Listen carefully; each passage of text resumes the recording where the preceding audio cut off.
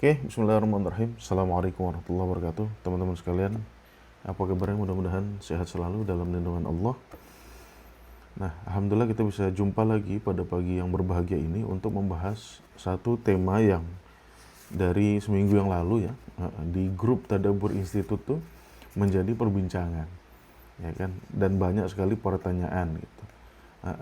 Yang membedakan antara nafs, ruh gitu ya. Nah sebetulnya apa sih gitu ya, apa sih makna nafs, apa makna roh gitu. Dan yang paling penting lagi kita harus bedah juga ya. Benar nggak manusia itu punya jiwa gitu kan, seperti itu ya kan. Atau yang biasa kita sebut dalam istilah Qur'annya atau istilah Islamnya itu ruh gitu ya. Benar nggak sih apa namanya eh, manusia itu punya ruh. Ya, kalau punya ruh dikatakan punya, oke, benar nggak ruh itu yang membuat manusia hidup, gitu kan? Nah ini kan selalu menjadi pertanyaan. Kenapa selalu menjadi pertanyaan? Pasalnya gini teman-teman. Oke, sebelum saya mulai kajian, saya biasanya disclaimer dulu. Satu, saya background pendidikan saya Islam gitu ya. Saya terakhir S2 di Pakistan, bahkan sempat ngajar di Malaysia. Gitu. Jadi kalau udah verified by Malaysia itu insya Allah Islam gitu ya. Nggak mungkin Islam macam-macam. Nah, jadi kajian saya setiap Kamis, Jumat, Sabtu, ba'da subuh ini ya untuk membahas akidah-akidah umat Islam. Ya, yang saya rasa masih banyak mengandung kontradiksi gitu ya. Dalam rangka berpikir ulang, sederhana aja gitu ya. Jadi bagi teman-teman yang selama ini mempunyai jiwa kritis terhadap akidah umat Islam gitu ya, khususnya terhadap akidah-akidah yang kontradiktif antara satu dengan yang lainnya, silahkan teman-teman ikut kajian saya. Teman-teman cocok dengan kajian saya. Tapi kalau teman-teman sudah merasa nyaman, tenang gitu, ya mungkin teman-teman kurang cocok dengan kajian saya. Bisa mencari alternatif lain. Oke. Nah teman-teman, pagi hari ini kita akan bahas benarkah manusia punya jiwa ya, atau nafs atau ruh gitu ya. Atau secara total justru pertanyaan itu salah gitu. Ya kan? Justru pertanyaan itu salah. Kenapa? Karena kita menyamakan jiwa, nafs dengan ruh. Oke, kenapa kita harus bahas tema di atas ya? Karena gini teman-teman, selama ini kita diajarkan bagaimana kehidupan muncul dalam diri manusia, ya khususnya dalam diri kita itu ya, penuh narasi mistis, gitu. Ya, penuh narasi mistis. Saya ya pada satu masa saya pernah meyakini sama seperti yang diyakini umat Islam pada umumnya. Ya, bagaimana manusia pertama hidup. Ya kan? Kita sangat yakin, ya, bahkan kita diajarkan begitu ya, bahwasanya Adam itu adalah manusia pertama, gitu kan. Dia diciptakan dari tanah, ya kan. Nah, dalam otak kita nih, kita mempersepsikan, oh berarti ya kan Allah menciptakan Adam layaknya sebuah patung. Oh, kayak kendi gitu, kayak buat kendi gitu. Ya, tetapi bentuknya patung. Jadi dari tanah liat diuntel-untel sama Allah gitu kan. Sehingga menjadi berbentuk patung, ya kan? Kemudian setelah itu Adam ditiupkan ruh. Buah gitu. Nah, tiba-tiba tanah liat yang dibentuk menyerupai orang ini hidup, bleger gitu. Nah, itulah yang diajarkan kepada kita ya, selama ini. Ya bahkan saya yakin teman-teman yang nonton live saya pun masih banyak ya yang meyakini hal ini. Bahwasannya Adam diciptakan ya sebagaimana pembuat patung ya, membentuk mukanya ya kan, tangannya, kakinya, badannya, lekuk-lekuknya ya kan, layaknya tubuh manusia. Setelah itu buah gitu kan, hidup tiba-tiba gitu kan. Ditiupkan ruh, kita nyebutnya ditiupkan ruh, hidup tiba-tiba gitu. Nah itu yang kita persepsikan ya kan? Itulah yang menjadi keyakinan umat Islam, itulah yang ada dalam ya mungkin ya yang ada dalam literatur hadis ya. Itu ada, itu. Tanya ahli hadis lah, pasti ada itu. Ya kan, hal-hal kayak gitu tuh. Ya kan, bahkan sampai cerita-cerita mistis yang eh, menyeluputinya gitu ya, seperti itu banyak. Nah, jadi itulah persepsi kita bagaimana manusia muncul. Sehingga kita memahami bahwasannya, oh berarti manusia ini ya kan punya dua faktor yang membuat dia hidup. Ya kan? Yang pertama adalah faktor tanah liat yang dibentuk seperti manusia itu, seperti membuat patung gitu ya. Ini faktor fisiknya, kemudian ada faktor metafisiknya, ya kan, jeder jadi manusia. Nah, itu bayangan umat muslim sampai tahun 2025 ya, Blegedes gitu ya. Dan itu diajarkan di majelis-majelis ilmiah katanya. Ya, namakan dirinya majelis ilmiah, tapi yang diajarin kayak gini-gini ini. Nah, ini jelas tidak sesuai dengan fakta di lapangan, di dunia ini, jelas tidak gitu ya. Karena kehidupan itu, salah satu tipikal kehidupan itu ya, itu evolusi pelan-pelan. Ya evolusi itu artinya ya perubahan pelan-pelan gitu ya. Jadi kehidupan tuh tidak muncul ujuk-ujuk langsung seperti manusia hidup dikasih roh bleger gitu, enggak. Ya, faktanya nggak ada seperti itu. Ya, bahkan yang paling kasat mata lah, ya, bayi. Nah, bayi itu kan ya berproses dari nutfah gitu, dari air mani. Kemudian dia menerima asupan-asupan sehingga membentuk gumpalan darah. Dan ini diterangkan dalam Al-Quran gitu kan. Ketika membentuk gumpalan darah, setelah itu terbentuk organ-organ. Ya masih kecil gitu kan. Masih kecil banget ya, dibentuk organ-organ sehingga menjadi bayi gitu. Bayi utuh pun keluarnya memerlukan waktu 9 bulan. Ya kan? 9 bulan brojol lahir, ya kan, nggak tahu apa-apa, masih kecil gitu kan, tulangnya masih rentan, bahkan ada yang ngomong pendengarannya pun belum aktif gitu kan. Terus bayi itu ya lama-lama berproses pelan-pelan gitu kan. Makanya tidak ada satu titik di mana kita bisa membedakan, ya kan, kapan bayi itu beranjak dewasa. Ya proses dari lahir itu sampai dia dewasa, ya itu proses ya. Kalau kita memperhatikan muka kita hari ini ya dengan muka kita yang kemarin, ya, itu kita akan melihat hal yang sama. Ya kan, kita akan melihat hal yang sama.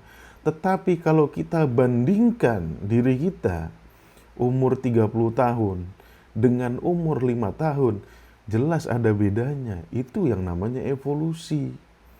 Perubahan pelan-pelan. Ya.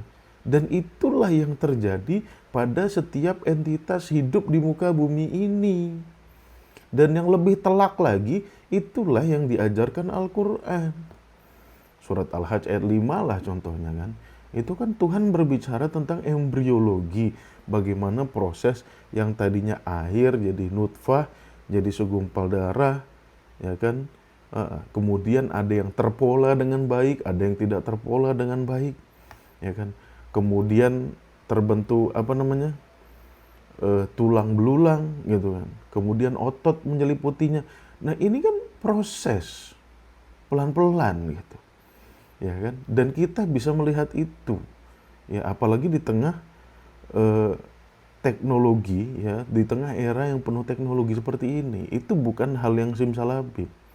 Tetapi umat Islam sampai hari ini masih meyakini bahwasannya Adam dibentuk dari tanah liat, ya seperti orang-orang pengrajin kendi itu bikin kendi, gitu kan. Kemudian ditiupkan ruh simsalabim, abracadabra, gedebuk langsung jadi orang, gitu kan. Nah ini payah, gitu kan. Payah aja gitu. Seperti itu. Nah untuk meluruskan hal ini pun payah juga, gitu ya. Memang perlu ilmu pengetahuan, ya kan. Kalau sekarang sudah bisa diluruskan 1000 tahun yang lalu, ya mana bisa gitu kan. Evolusi aja baru ditemukan oleh Charles Darwin. Teorinya bukan bukan kejadiannya. Kalau kejadiannya peristiwa evolusi itu sudah berlangsung lama seperti itu. Oke. Nah, lantas benar nggak sih, ya kan? Manusia itu mempunyai jiwa gitu ya, atau sesuatu yang bersifat metafisik yang mendiami dirinya, ya, sehingga itulah yang menggerakkan dia, gitu kan? Itulah ya kayak apa ya berarti ya? Kayak komputer gitu kan? Dia bisa bergerak kalau ada OS-nya. Nah, apakah OS itu yang kita sebut ruh atau yang kita sebut jiwa itu gitu kan? Sedangkan badan itu bersifat seperti hardware komputer gitu kan, ada CPU, ada RAM, ya kan, ada hard disk gitu, ada GPU, ada power supply gitu kan. Nah, apakah seperti itu penggambarannya gitu ya? Saya rasa kurang tepat gitu, karena komputer tuh benda mati, bukan makhluk hidup. Oke. Nah, hari ini saya akan mencoba menjelaskan teman-teman ya, meluruskan berbagai hal. Insya Allah cukup panjang, jadi teman-teman silakan menyimak dengan baik ya.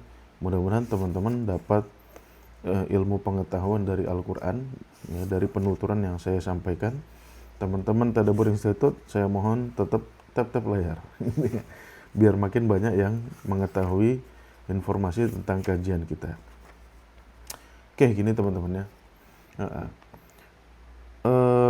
Di dalam Al-Quran itu jelas sekali bahwasannya entitas hidup itu ya muncul dari air. Ya, munculnya dari air. Ya kan? Misalnya di surat Al-Anbiya ayat 30. Ya. Waja'alna minal ma' kulla syai'in hayyin. Dan kami jadikan dari air seluruh entitas hidup. Oke. Ini premis yang sudah nggak bisa dibantah lagi. Ya, nggak bisa dibantah lagi. Karena sains pun sampai hari ini sudah final dah. Ya, di mana ada kehidupan, pasti ada air. Ya, bumi, kan ada kehidupan, ya kan? Pasti ada airnya di bumi itu. Nggak mungkin di bumi ada kehidupan tapi nggak ada air. Ya. Walaupun tidak berlaku sebaliknya. Tidak berlaku sebaliknya. Yang ada airnya belum tentu ada kehidupan. Ya. Planet-planet yang ada airnya belum tentu ada kehidupan. Tetapi planet-planet ya, yang ada kehidupan di dalamnya itu sudah pasti ada unsur airnya di dalam planet itu. Ya. Di bumi, jelas ada air, ya kan? Bahkan permukaan bumi itu ya 70%-nya ditutupi oleh air gitu ya. Walaupun komposisinya tetap banyak tanahnya gitu. Loh kok banyak tanahnya? Iya, air itu kan cuma di permukaannya. Di bawah air ya tanah gitu kan. Seperti itu. Oke. Nah, itu udah nggak bisa dibantah lagi. Mau teman-teman bantah kayak gimana nggak bisa. Quran dan sains kawin. Ya, sama-sama mengatakan bahwasannya kehidupan itu berawal dari air. Jadi, kalau ada entitas hidup, hidupnya itu karena air. Bukan karena ruh gitu ya. Ya kan? Bukan karena ruh. Gitu. Ada beberapa entitas hidup di dunia ini, ya kan? Salah satunya aja tumbuhan, ya kan? Tumbuhan itu hidup, ya. Tumbuhan itu hidup. Tetapi hidupnya dia bukan karena dia punya ruh. Yaitu adalah hasil evolusi ya dari konfigurasi beberapa materi, ya kan, yang disusun dengan konfigurasi sedemikian rupa sehingga menghasilkan DNA, ya kan. DNA ini nantinya ya kan akan membentuk sel. Nah, sel itu satuan terkecil makhluk hidup itu sel gitu. Ya kan, seperti itu. Nah, itu urusan DNA sama sel tanya ahlinya lah. Gitu ya. Nah, itu tumbuhan itu hidup.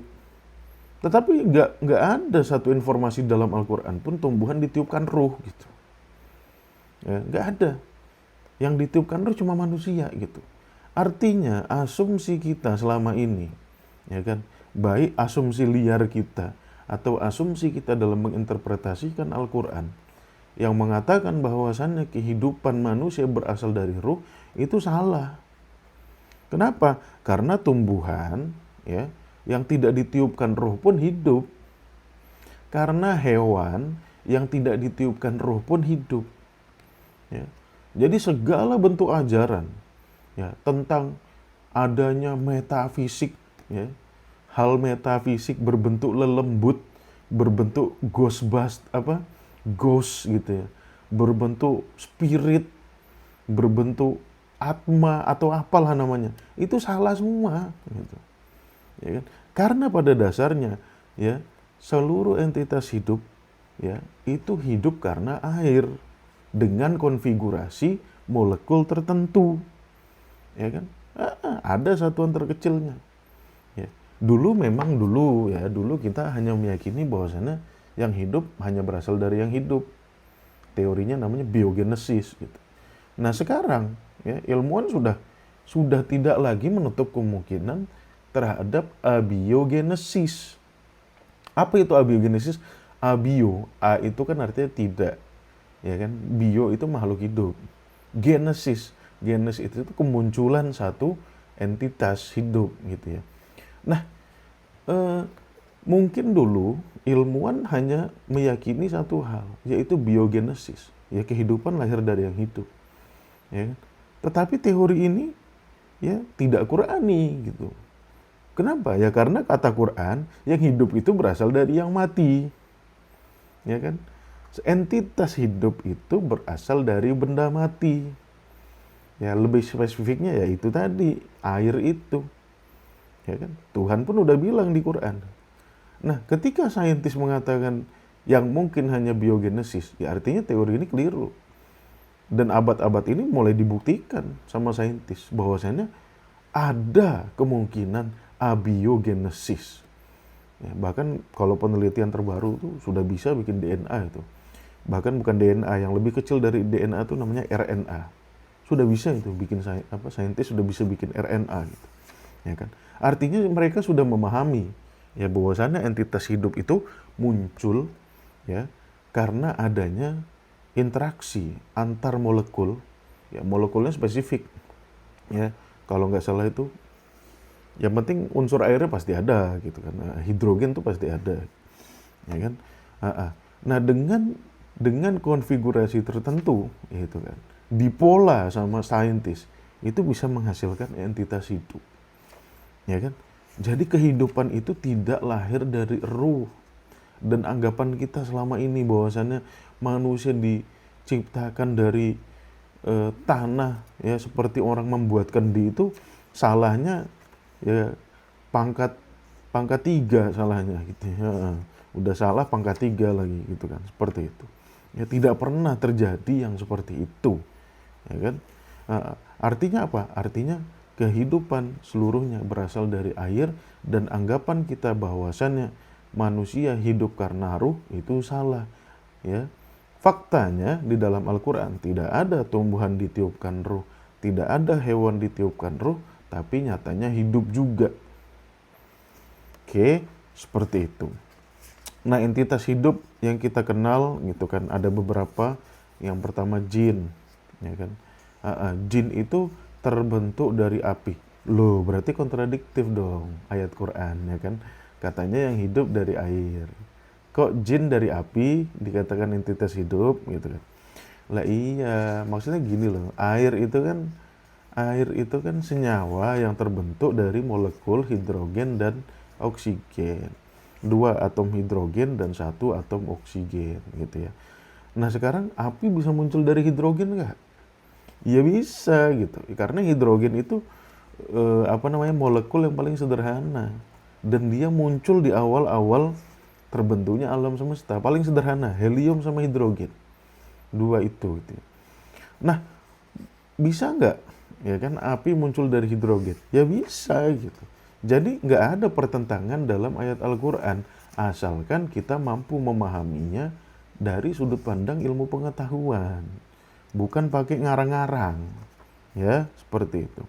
Ya, ketika jin dikatakan tercipta dari api, ya tidak bertentangan. Ya, dengan ayat yang mengatakan bahwasannya seluruh entitas hidup tercipta dari air, nggak bertentangan. Ya, karena dalam unsur air ada unsur hidrogen yang bisa membuat api, gitu aja sederhananya gitu. Prosesnya bagaimana? Yaitu nantilah tanyakan orang pintar gitu, tanyakan saintis gitu. Oke. Nah, jin. Kemudian entitas hidup kedua tumbuhan, ya. Tumbuhan. Nah, for your information, tumbuhan dan hewan itu nenek moyangnya sama. Nenek moyangnya sama, tetapi jalur evolusinya beda. Tumbuhan itu jauh lebih dulu berevolusi daripada hewan, gitu kan, seperti itu. Daripada hewan. Kenapa? Ya karena memang dia disiapkan untuk menjadi makanan dari hewan tersebut, ya kan, seperti itu.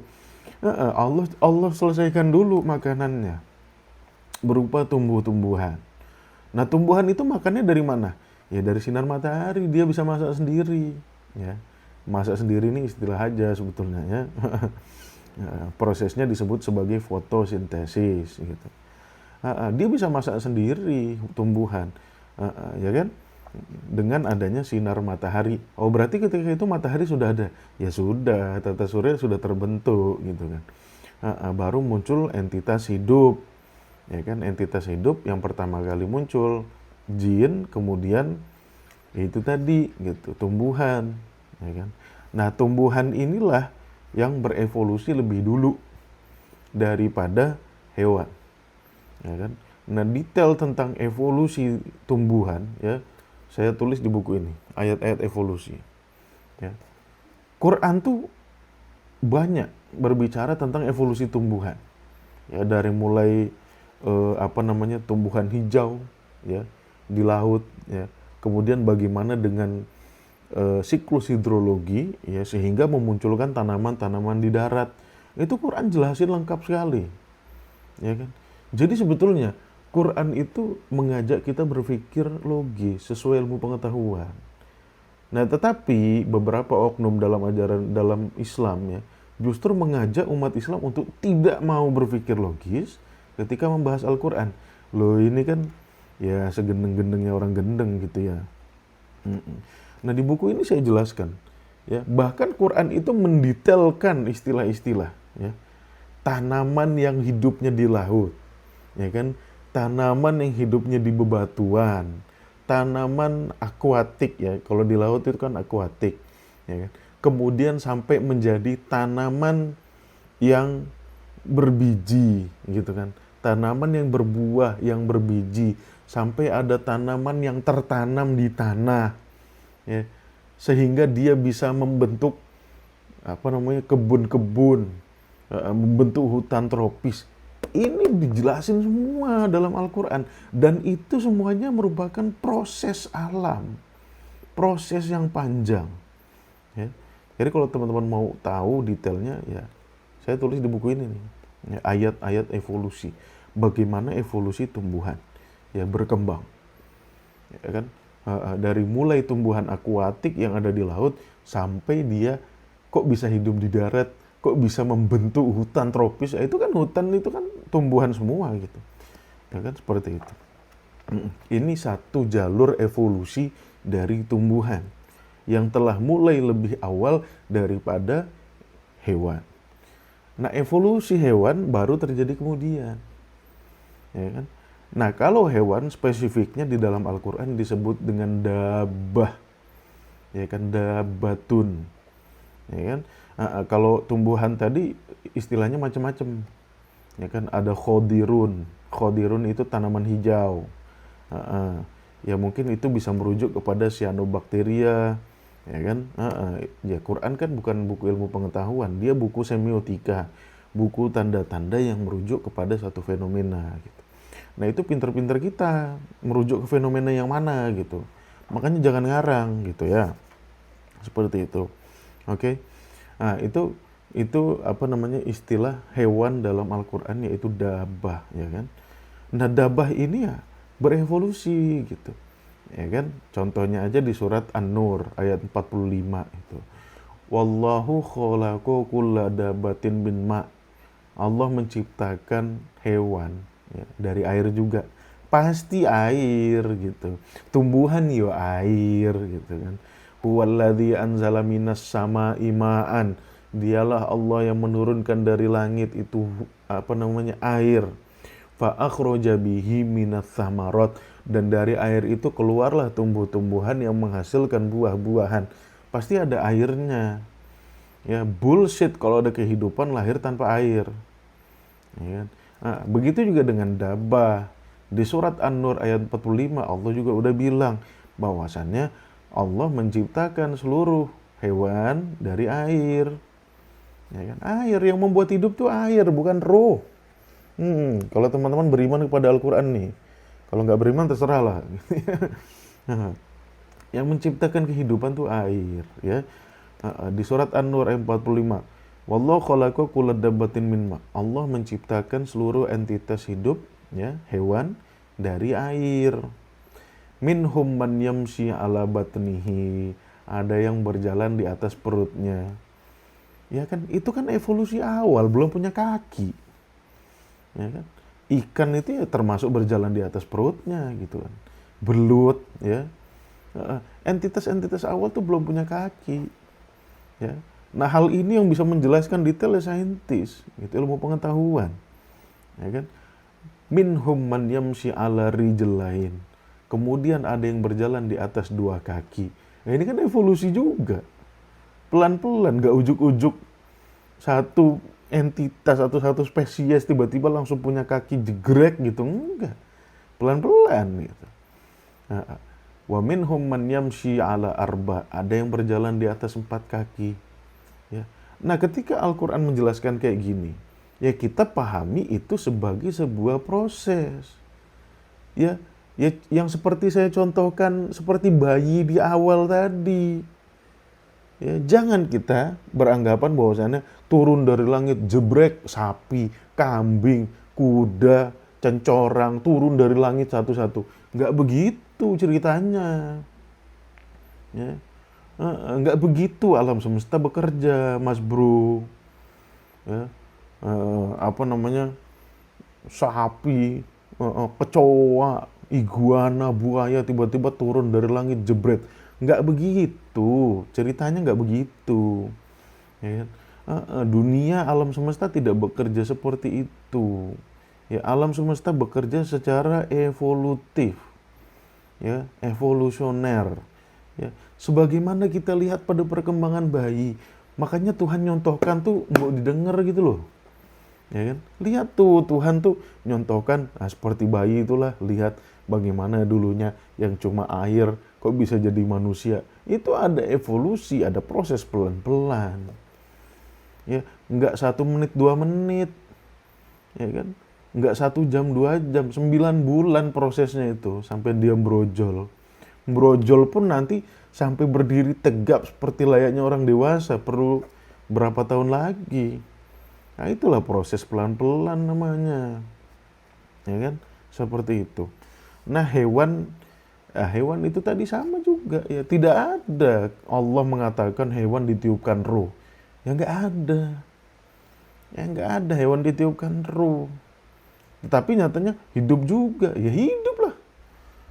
Bahkan bisa punya perasaan. Ya kan? Punya psikologis juga hewan itu. Ya hidup layaknya entitas hidup. Punya otak ya punya gitu. Otaknya kambing enak, otak sapi enak gitu ya. Ya bonobo, simpanse, ya kan, punya perasaan punya, ya kan, punya psikologis punya, gitu kan. Itu loh, tanpa ditiupkan ruh bisa begitu, gitu, seperti itu. Nah, barulah entitas hidup ketiga ini yang Allah sebut sebagai bashar, ya. Jadi bashar itu pada dasarnya dabah juga. Tetapi dalam evolusinya, ya, pembentuknya bukan cuma air. Ya, masuk unsur tanah. Makanya disebutkan di surat Shad ayat 71, ya, idz qala rabbuka lil malaikati inni khaliqun basyaron min tin. Ya, aku mempola. Ya, ingat, kholako tuh maknanya bukan menciptakan dari nggak ada jadi ada bedebuk cering gitu, bukan. Kholako itu maknanya mempola, ya. Aku mempola bashar, ya. Nah ini dibedakan istilahnya sama Allah nih. Kalau murni hewan tadi Allah sebutnya sebagai dabah, bahan penyusunnya air aja gitu ya. Nah kalau masuk ke bab bashar, Allah menggunakan istilah yang berbeda, ya, yaitu bashar, ya kan, tercipta dari bahan dasar tin. Inni kholikun basyaron min tin.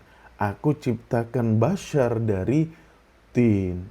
Tin itu bukan sekedar tanah kering dibentuk kayak kendi, bukan. Tin itu artinya tanah basah. Nah kalau kita ngomongin basah, ya jelas ada unsur airnya. Baju basah itu karena ada airnya, ya. Diperes airnya sampai nggak tersisa setetes pun, bajunya jadi kering, ya kan. Teman-teman jemur baju itu dalam rangka menghilangkan airnya. Ada yang turun, ada yang nguap, ya, karena sinar panas matahari gitu, ya kan. Nah di sini sebetulnya kita umat Islam tuh harus pandai-pandai ikro gitu loh. Ikronya tuh harus pinter gitu. Jangan apa-apa tuh dibaca secara mistis gitu. Sehingga pesan Quran itu terkesan ya mistis juga.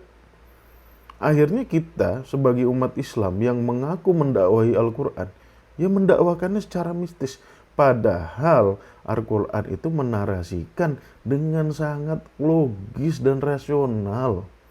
Tidak mungkin bertentangan dengan penelitiannya orang-orang pintar itu, saintis itu, nggak mungkin.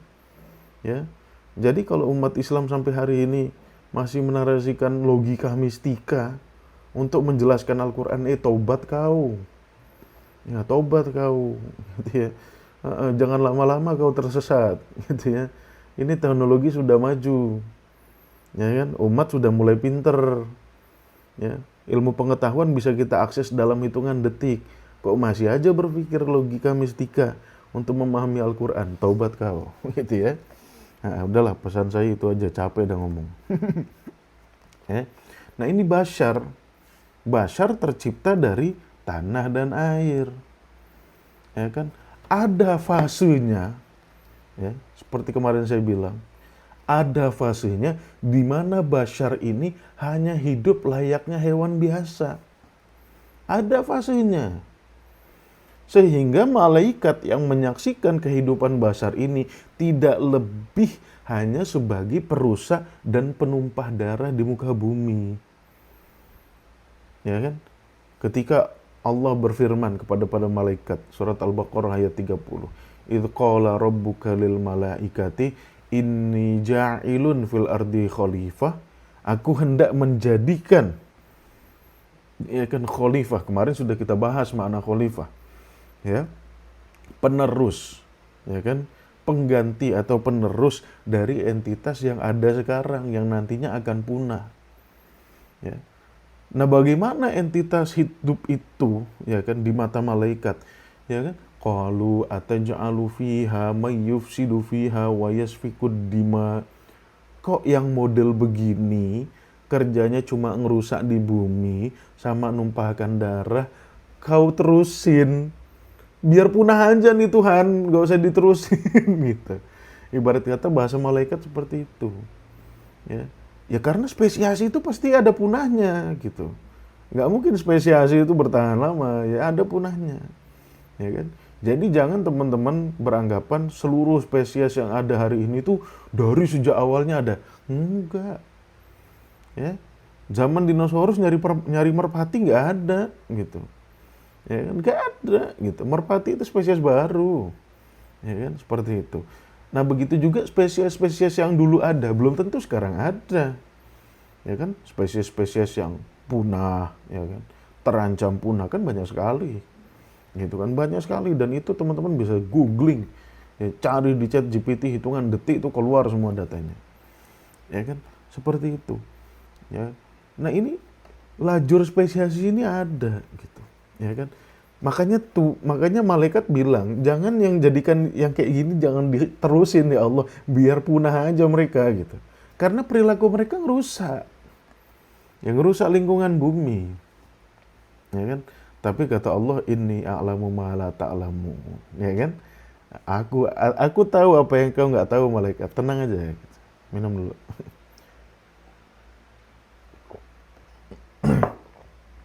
Ya kan?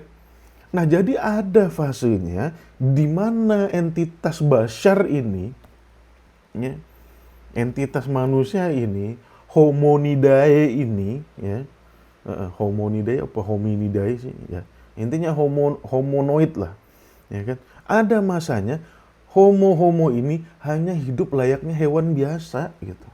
Bahkan kerjaannya cenderung merusak lingkungan hidupnya, sehingga banyak sekali, ya, jenis-jenis spesies dari homo ini, genus homo ini punah. Ya kan, kemarin kita sudah bahas. Ya, nenek moyangnya yang pertama tuh Homo habilis punah, Homo erectus punah. Ya kan? Bahkan homo-homo yang hidup berdampingan dengan Homo sapiens, ya, Homo neanderthalensis, Homo denisova, Homo luzonensis, Homo florescensis, ya kan? Ini punah juga gitu. Tersisa satu spesies, Homo sapiens. Ya kan? Nah, inilah yang jadi khalifah Homo sapiens ini sampai sekarang masih terus. Ya, which is yang lainnya sudah punah. Yang nggak lanjut lagi spesies mereka gitu kan, punah gitu. Nah, jadi ada fasenya. Nah, ketika fase ini berubah menjadi satu spesies yang disebut sebagai Homo sapiens, ya kan? Ini ditiupkan ruh sama Allah. Jadi yang ditiupkan ruh itu cuma Homo sapiens, cuma bashar. Ya, basharnya pun Homo sapiens secara spesifik gitu ya. Bashar banyak, dari Homo habilis, ya, Homo erectus, ya itu banyak gitu. Homo neanderthal juga bashar gitu. Homo luzonensis juga bashar, Homo denisova juga bashar. Apal banget lo, Tat. Nih gua baca nih Homo sapiens nih. Nah, itu mereka ya bashar juga gitu loh. Ya kan? Tetapi ada satu kelompok entitas bashar, ya kan, yang disebut sebagai Homo sapiens, itulah yang mengalami revolusi kognitif. Ya kan, kecerdasannya tiba-tiba melompat. Nah, lompatan itulah yang disebut dalam Al-Quran sebagai proses peniupan ruh, bung. Ya. Jadi ruh itu nggak sama jiwa, tuh nggak sama. Ini Quran ngomongin apa, kita ngomongin apa gitu. Ya kan? Nah, di surat Shad ayat 72, ya kan, Allah berfirman, ya, fa idza sawaituhu. Nah, itu kan, ini kan merupakan satu proses evolusi, ya, di mana Allah menjelaskan bagaimana si bashar ini pertamanya tercipta dari tin, tanah basah, ya kan. Kemudian dia berproses sebagaimana layaknya hidup manusia tanpa kesadaran, ya. Kita bisa sebut sebagai homo yang lain gitu ya. Kemudian dia berproses dengan adanya proses penegakan, faida sawaituhu, ketika aku luruskan dia. Kata-kata sawa itu artinya lurus gitu. Makanya sebelum sholat, ya, kalau ikhwan, ya, sebelum sholat pasti imamnya bilang sawu sufufakum, luruskan sofmu gitu. Ya, garis ekuator dibilangnya khotul listiwa, garis lurus. Ya, bujur yang membagi bumi sama rata antara bagian utara sama bagian selatan. Itu istiwa berasal dari kata sawiya juga. Faida sawaituhu, ya kan? Nah, dalam sejarah kita tahu bahwasanya homo di awal itu bungkuk dia. Ya kan? Nah, lama-lama dia berevolusi menjadi entitas homo yang tegak. Itulah yang disebut Homo erectus. Ya kan, Homo namanya juga erectus, ereksi gitu, tegak dia. Ya kan? Fa idza sawaituhu, ketika dia sudah tegak, wa nafakhtu fihi mir ruhi, ya kan? Dan ditiupkan ruhku kepadanya. Jadi peniupan ruh itu di tengah fase evolusi, ya, Bashar ini yang mungkin sudah terjadi lebih dari 2 juta tahun ini gitu. Di tengah-tengah terjadi revolusi, ya kan? Karena adanya peniupan roh. Ya kan, faida sawaituhu wa nafakhtu fihi mir ruhi. Ya kan? Dan aku tiupkan ruhku ke dalamnya. Ruhku loh ini. Tuhan bilang ruhi, ruhku. Faqa'u lahu sajidin. Malaikat disuruh tidak lagi meremehkan yang namanya homo-homo ini. Ya kan? Karena memang faktanya setelah itu Homo sapiens jadi pinter. Ya, terjadi revolusi kognitif pada sapiens. Ini loh makna ruh tuh. Ya kan? Nah, dalam Al-Qur'an semua kata ruh itu bermakna sesuatu yang membuat, ya kan, atau yang memiliki potensi kesadaran. Makanya malaikat Jibril disebut Ruhul Amin. Ya, kenapa dia disebut ruh? Bukan bentuknya lelembut, ya. Bukan karena bentuknya lelembut. Lah Jibril datang ke Maryam dalam bentuk bashar, ya kan? Dalam bentuk bashar Jibril datang ke Maryam. Boleh teman-teman buka apa namanya? Surat Maryam ayat 17, ya. Fattakhadat min dunihim hijaban fa arsalna ilaiha ruhana, ya kan? Allah mengirimkan ruh kami, ya.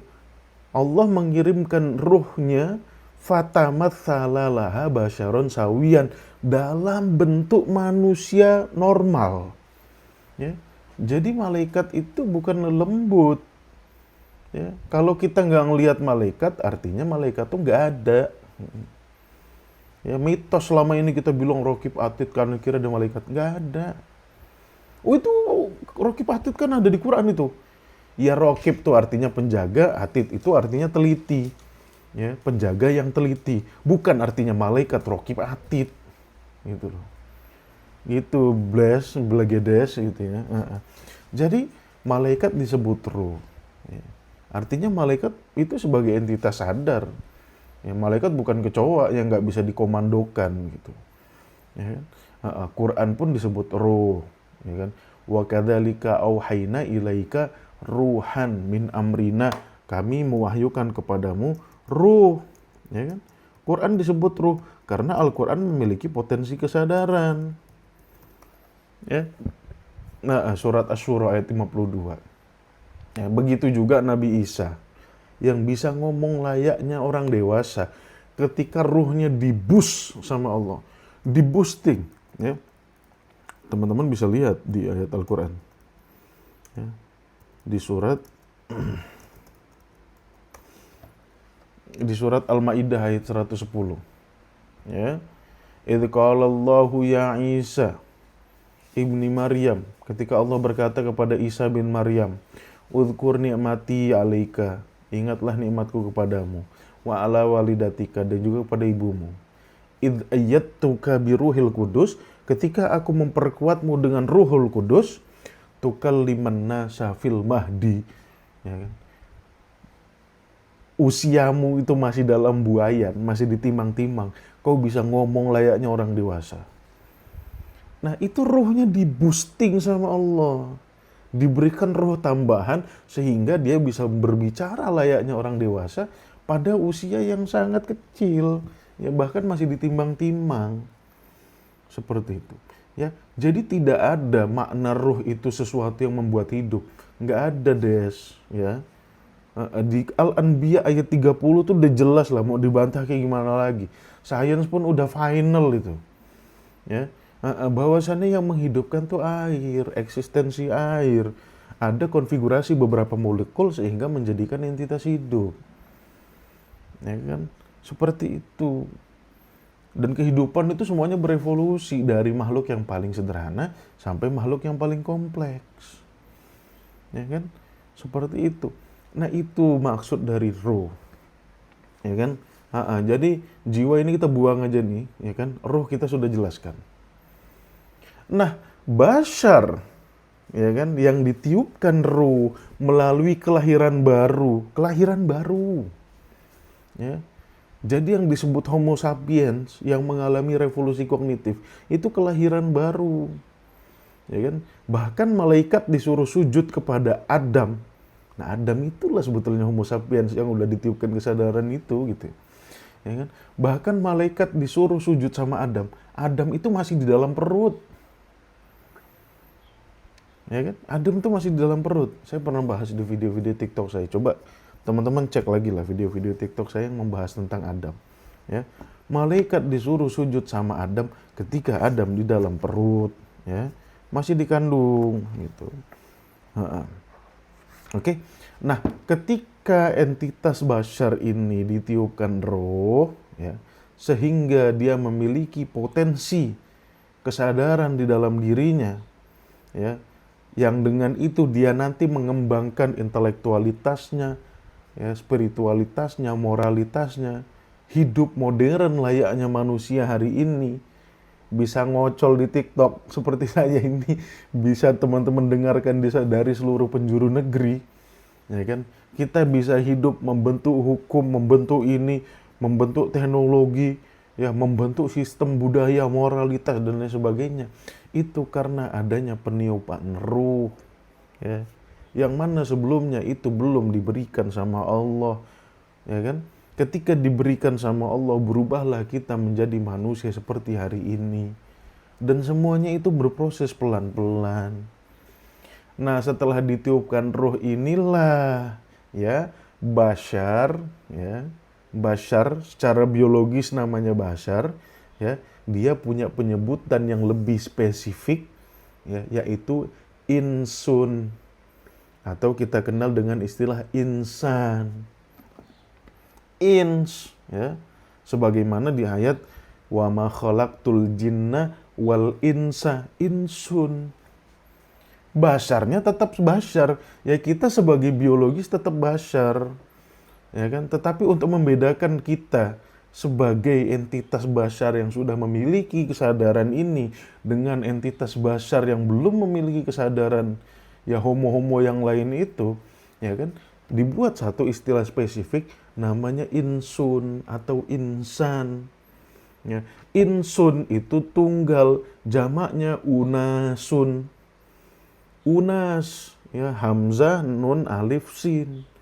Nah, dalam permulaan ayat, ya, itu ya ayuhan nas, itu unas, hamzahnya dibuang, ya, tertinggal nasun, ya. Nah, itu kaidah bahasa Arab, tanya orang Arab kalau itu, jangan tanya saya gitu, ya.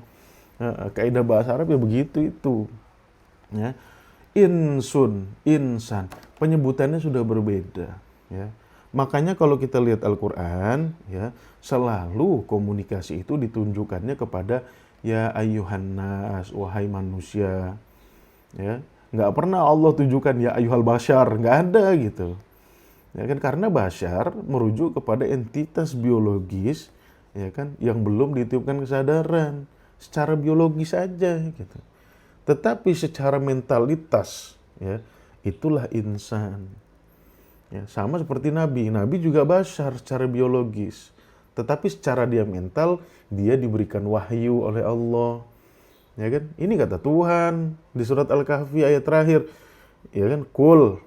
Ini Nabi disuruh ngomong, disuruh nyampaikan kepada umatnya. Innama ana basyarun. Aku nih ya pada dasarnya bashar leh gitu. Ya, manusia makhluk biologis. Artinya apa? Dia makan, dia minum, ya, dia bernafas, ya kan, dia kawin, dia jalan di pasar, dia menjalani kehidupan biologis, dia menjalani kehidupan sosiologis, ya, menjalani layaknya manusia biasa. Oke? Cuman dia dititipin wahyu, yuha ilayya. Ini kata Tuhan, bukan kata saya. Ya. Saya pernah bikin video Nabi Muhammad itu ya pada dasarnya manusia biasa, dikecam orang. Enggak loh, masa manusia biasa Nabi Muhammad? Lah, orang kata Tuhan kok. Ya emang biasalah, kata Tuhan juga ya, manusia itu aktsaru syai'in jadala, paling banyak ngebantah gitu. Ya kan? Ada yang ya sekelas Umar bin Khattab aja, ya. Sekelas Umar bin Khattab aja, ketika Nabi meninggal ngamuk, ya. Siapa yang bilang Nabi mati? Gua tebas kepalanya, kata Umar. Ya kan? Tapi kata Abu Bakar apa? Yang nyembah Muhammad tuh, Muhammad udah mati itu. lu nyembah Muhammad kamar gitu ya. Lu Umar, lu nyembah Muhammad, udah mati itu Muhammad. Ya kan? Nah kalau yang nyembah Allah, Allah hidup gak bakal mati gitu. Langsung jatuh pedangnya Umar gitu. Jadi wajar kalau di antara umat muslim ini ada yang tidak bisa terima bahwasanya Nabi itu hanya manusia biasa, tuh wajar gitu ya. Kenapa? Karena sekelas Umar bin Khattab itu ya pertamanya nggak percaya juga Nabi mati. Tetapi Umar bin Khattab ya nggak memerlukan waktu lama untuk sadar. Umat Islam sudah berabad-abad nggak sadar-sadar gitu ya. Disuruh pinter, nggak pinter-pinter gitu. Disuruh takkilun dengan Al-Quran, nggak takkilun ya. Malah makin lama makin mitos. Ya seperti itu. Nah itu insun sebutannya, bukan lagi bashar, spesifik. Insun jamaknya unasun, ya ayuhan nas, ya ayuhan nas. Ya kan? Nah, setelah masuknya manusia ke fase insan, ya kan? Allah kadang-kadang memanggil diri manusia itu dengan kata ganti, ya, yang disebut dengan nafs. Ini makna nafs. Ya. Jadi kata ganti untuk manusia yang hari ini itu nafs. Ya kan? Itu makna dari nafs. Ya kan? Contohnya apa? Misalkan apa namanya? Innallah la yughayyiru ma biqaumin. Allah tidak akan merubah, ya kan, suatu kaum hatta yughayyiru ma bi anfusihim. Ya kan? Kata ganti nafs itu. Tetapi dia spesifik hanya merujuk kepada manusia. Hewan kagak pakai nafs, ya. Tumbuhan nggak pernah dipanggil nafs gitu. Ya, bukan cuma nggak pernah dipanggil nafsu, Tuhan ngomong sama tumbuhannya nggak pernah, ngomong sama hewan nggak pernah, cuma sama insan, ya Allah ngomong ini, ya kan, Allah ngasih wahyu cuma sama insan, gitu, ya kan. Nah nafs secara bahasa artinya apa sih, gitu kan? Nah kan penting juga ya kita membedah satu kosakata itu berdasarkan bahasa, berdasarkan semantiknya gitu. Nah, nafs itu berasal dari kata nafasa. Nafasa itu artinya apa? Bernafas, bukan. Ya. Nafasa itu artinya sesuatu yang berharga, bernilai.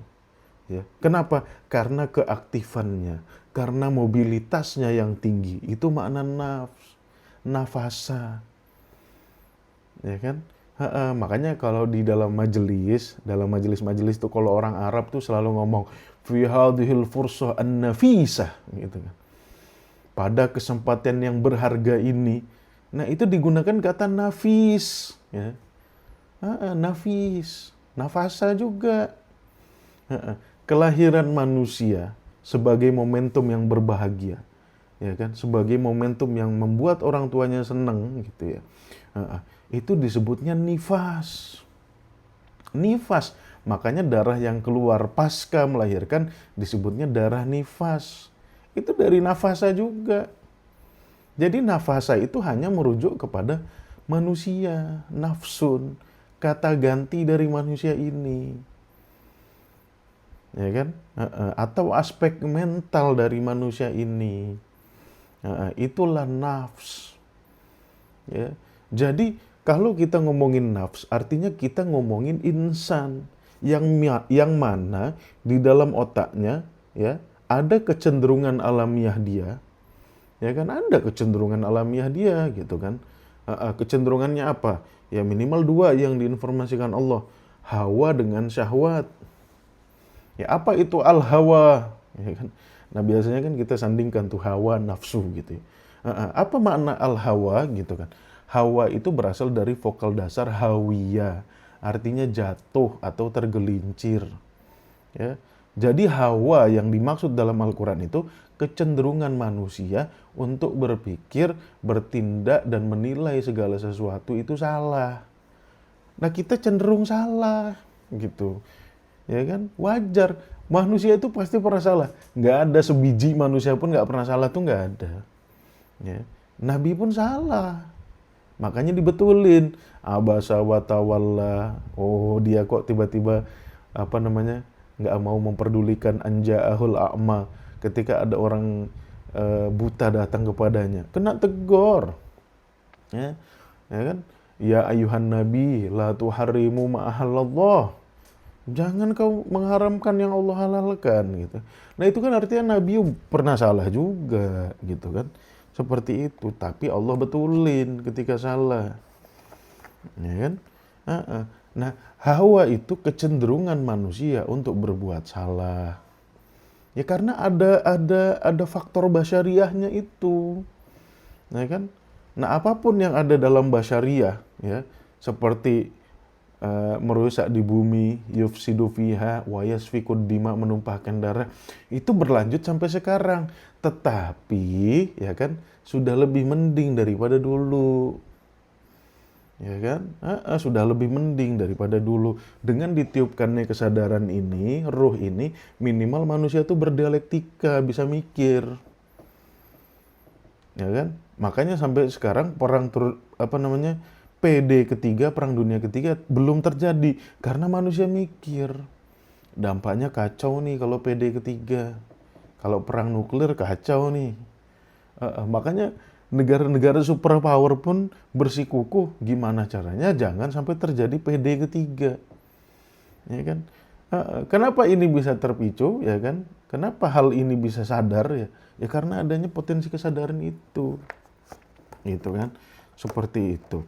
Nah, itulah yang disebut dengan hawa, ya, kecenderungan untuk berbuat salah. Ya kan? Yang kedua, syahwat. Ya, syahwat berasal dari kata syahawa, artinya nikmat. Syahawa, pleasure kalau dalam bahasa Inggris. Ya kan? Nah, kalau syahwat jelas kita sebagai entitas hidup itu suka terhadap kenikmatan-kenikmatan material.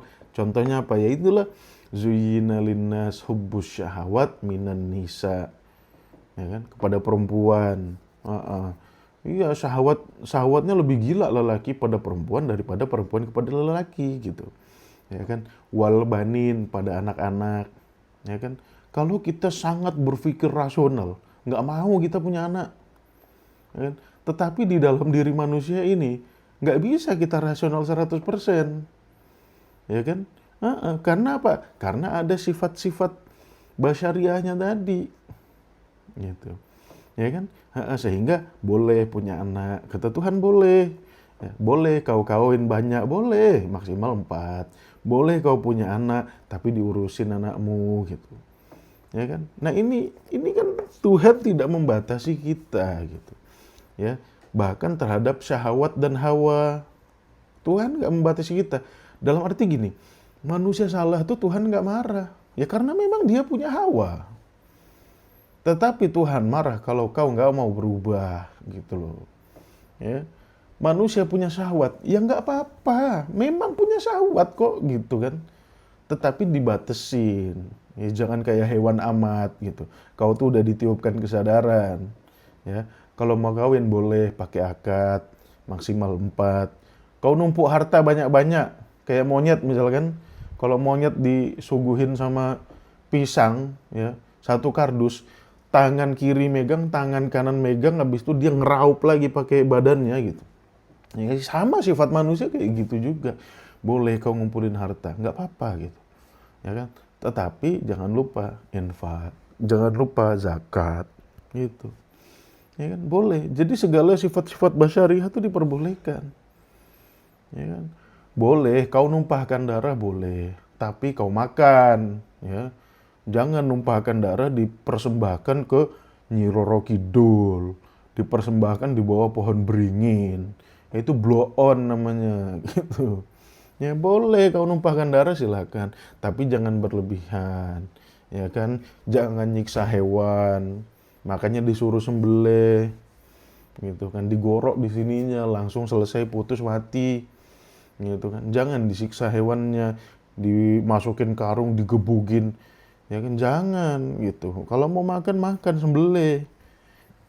Ya kan, seperti itu. Nah, itu namanya hawa dan syahwat. Ya, seperti itu. Itu ada di dalam diri manusia. Tapi di satu sisi manusia memiliki ruh. Ya kan? Makanya dia disebut nafs. Dia berharga. Ya kan? Kenapa? Karena di dalam dirinya ada satu potensi yang Allah turunkan untuk dia, yaitu ruh tadi. Nah, karena di dalam diri manusia ada properti Tuhan yang disebut ruh tadi, sehingga ketika kita mati, kita tidak berhenti dengan kematian. Kalau hewan lain, ya ketika dia mati, dia berhenti dengan kematiannya. Kita tidak. Makanya nafs itu dikatakan kullu nafsin dha'iqatul maut. Setiap nafs merasakan kematian. Bukan berhenti dengan kematian. Nanti kita akan dibangkitkan lagi di alam akhirat. Ya, tentunya dengan fisik yang jelas berbeda dengan hari ini gitu. Ya kan, kita jangan beranggapan bangun nanti muka kita sama kayak gini, yang enggak, beda. Gitu kan, sudah hasil evolusi baru. Ya kan? Seperti itu makna nafs, ya. Jadi nafs itu secara bahasa artinya satu entitas yang berharga karena mempunyai mobilitas tinggi, ya kan? Mobilitas kita tinggi, ya. Kambing dikasih rumput sama manusia dikasih sepiring nasi, hasilnya beda. Ya kan? Seperti itu. Nah, kambing dikasih sepiring rumput, ya, hanya bisa ngembek-ngembek, nggak bisa ngapa-ngapain. Manusia sepiring nasi bisa jadi macam-macam. Gitu ya. Mobilitas kita tinggi. Itulah yang disebut dengan nafs.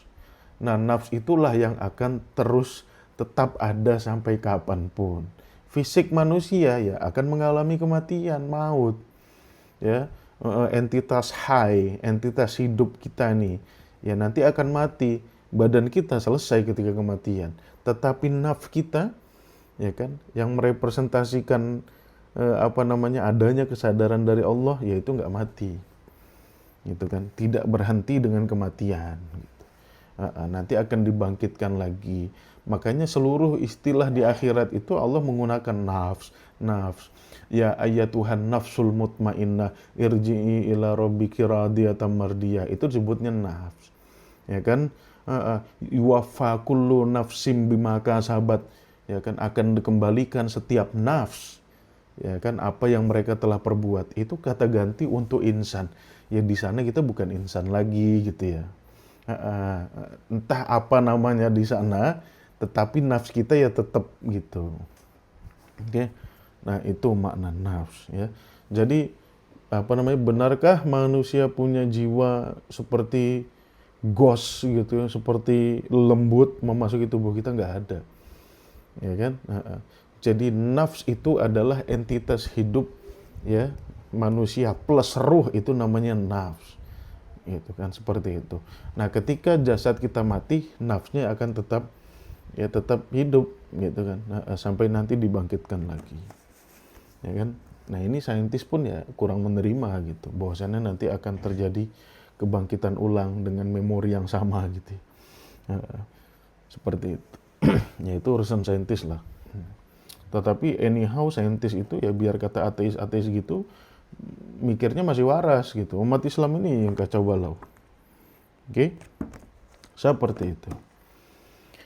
Oke, itu ya teman-teman. Udah jam 6.13. Mudah-mudahan teman-teman dapat pelajaran ya. Bahwasannya manusia itu nggak ada tuh yang namanya jiwa-jiwaan anime itu nggak ada gitu ya. Spirit tuh nggak ada gitu. Nafs artinya bukan spirit gitu. Nafs itu kesadaran kita gitu. Roh itu potensinya gitu. Roh itu baru potensi. Kalau potensi nggak dikembangin sama aja gitu. Seperti itu. Ya. Jadi ketika kita wafat yang keluar nafsnya gitu. Ya kan? Nafs bukan apa ya? Bukan kayak Windows gitu di ekstrak ke cloud gitu, bukan seperti itu. Kayak gitu ya teman-teman. Mudah-mudahan teman-teman dapat memahami apa yang saya sampaikan. Kalau nggak paham pun nggak apa-apa gitu ya. Yang penting dalam keseharian itu mbok jangan berpikir mitos gitu. Seperti itu. Oke, itu aja kajian kita pada pagi yang berbahagia ini. Mudah-mudahan mendapatkan banyak manfaat. Makasih teman-teman yang udah give. Ya, makasih teman-teman yang udah nyimak, yang udah tap-tap layar. Jumpa lagi besok ya. Jadwal live kita teman-teman udah tahu ya, bahwasannya Senin sampai Rabu itu untuk belajar bahasa Arab di akun Tadabbur Institute. Ya. Jam berapa? 19.30 WIB. Oke. Itu Senin sampai Rabu. Kamis sampai Sabtu kajian Al-Quran. Di akun Guru Mulia jam berapa? Jam 5 WIB, jam 5 pagi sampai selesainya. Gitu. Jadi besok kita masih ada kajian pagi, Ahad libur, ya. Senin kajian bahasa Arab. Ya kan, malam 19.30 di Studio Tadabbur Institute. Oke, itu aja teman-teman. Makasih banyak yang udah nyimak dari tadi. Makasih banyak yang sudah give, Dr. Saparudin, Bang Steve Jack. Ya, yang lain-lain, Mas Wahyu, Pak Udin, Syahnudin. Mudah-mudahan teman-teman Tadabbur Institute ya sehat selalu dalam lindungan Allah yang Maha Kuasa, gitu ya. Mudah-mudahan nggak bosan untuk terus mempelajari Al-Quran. Minimal kita sebarkan ke orang-orang terdekat kita, gitu ya. Biar umat Islam ini ya berevolusi lah lama-lama menjadi umat yang berpengetahuan, gitu ya. Berilmu pengetahuan, bukan lagi menjadi masyarakat mitos yang cuma bisa menjadi beban, gitu. Itu aja, makasih banyak. Maaf kalau ada salah-salah kata. Wabillahi taufiq wal hidayah. Assalamualaikum warahmatullahi wabarakatuh.